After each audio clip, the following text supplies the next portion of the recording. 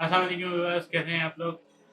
Finally काफ़ी ज़्यादा मेहनत के बाद और काफ़ी ज़्यादा सर्चिंग के बाद फाइनली मैंने अपना गेमिंग पीसी अपना एडिटिंग पीसी जो है वो बिल्ड के लिए जो है सारे कंपोनेंट अरेंज कर लिए हैं। सबसे पहले मैं अगर बताऊँ कि मैंने अपनी बिल्ड के अंदर जो प्रोसेसर मैं इस्तेमाल करने वाला हूँ तो वो इंटेल की तरफ से अगर मैं आपको दिखाऊँ इंटेल की तरफ से जो है वो इंटेल का i5 11 जनरेशन है। और अगर मैं इसके बारे में बात करूँ इसका मॉडल नंबर, तो ये अगर फोकस करेंगे 11400F करके इसका मॉडल नंबर है। तो ये मैं यूज़ करने वाला हूँ अपनी बिल्ड में, 11 जनरेशन की बिल्ड है। उसके साथ-साथ अगर मैं बात करूँ मदरबोर्ड की, तो मदरबोर्ड है गीगाबाइट की तरफ से आता है और ये है 510 H510 मैं यूज़ करने वाला हूँ। एंड अगर देखें जब ये सब चीज़ें अच्छी होती हैं तो आपके पास एक और चीज़ बहुत अच्छी होनी चाहिए, वो है एक बेहतरीन रैम। तो मैं 16 जीबी की जो है एक टीम ग्रुप की तरफ से एक रैम आती है, वो भी यूज़ करने वाला हूँ जो कि पूरा 3200 मेगाहर्ट्ज़ पे चलती है फ्रीक्वेंसी में। तो ये एक अच्छी रैम होने वाली है। और चूँकि मैं जो प्रोसेसर है वो एफ सीरीज़ का यूज़ कर रहा हूँ, तो मुझे एक डेडिकेटेड ग्राफिक कार्ड चाहिए था। तो मैं यूज़ कर रहा हूँ डेडिकेटेड ग्राफिक कार्ड के तौर पे। ये आता है एसुस की तरफ से और 770 इसका मॉडल नंबर है। 770 लोग कहेंगे यार इस बिल्ड में आप 770 क्यों यूज़ कर रहे हैं? लेकिन पर्सनली मैं आपको बताऊँ 770 जो है यार बहुत ही बेहतरीन CUDA कोर के साथ आपको अब मिलता है। और ये 2 जीबी ग्राफिक कार्ड है 256 बिट के ऊपर। टेक्नोलॉजी थोड़ी-सी प्रीवियस है बट बिल्ड क्वालिटी यार ऑसम है।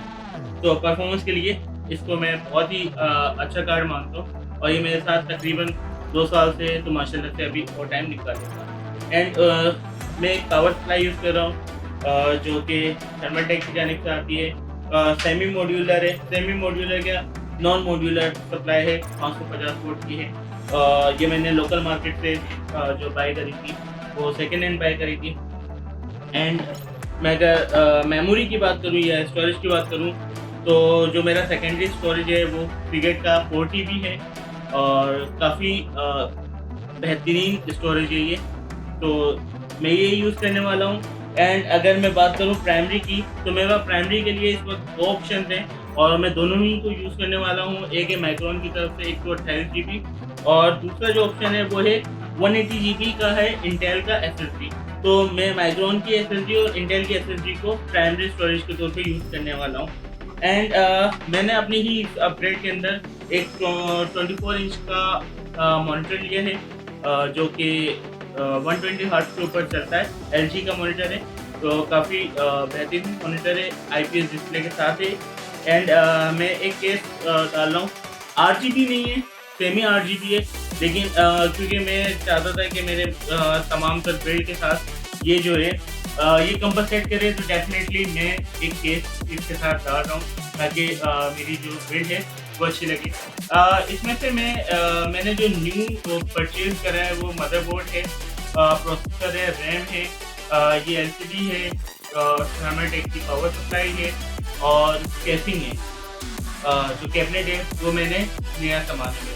उसके अलावा जो ग्राफिक कार्ड 770 है, ये मेरा प्रीवियस मॉडल का है और उसके अलावा जो 4 जीबी का हार्ड डिस्क है ये भी मेरे पास पुरानी है।